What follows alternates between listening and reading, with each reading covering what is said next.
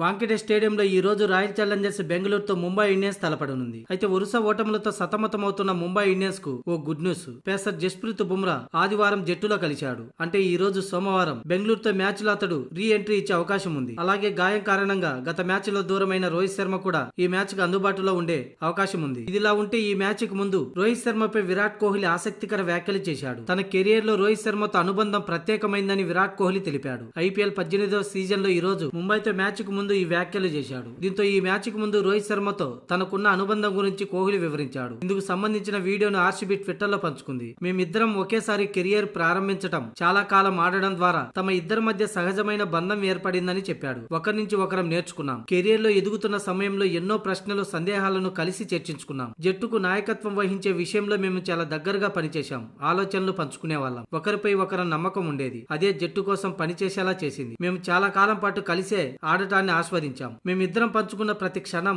ప్రతి జ్ఞాపకం ప్రత్యేకమైందనని విరాట్ కోహ్లీ చెప్పుకొచ్చాడు. కాగా ఈ సీజన్ లో ఆర్సీబీ 3 మ్యాచ్ల్లో 2 విజయాలు నమోదు చేసింది. మరోవైపు 4 మ్యాచ్ల్లో 1 విజయంతో ముంబై పేలో ప్రదర్శన చేసింది. దీంతో తమ చివరి మ్యాచ్ లో ఓడిపోయిన ఈ 2 జట్ల మధ్య ఈ రోజు రాత్రి 7 గంటల 30 నిమిషాలకి వాంఖేడే స్టేడియంలో మ్యాచ్ జరగనుంది.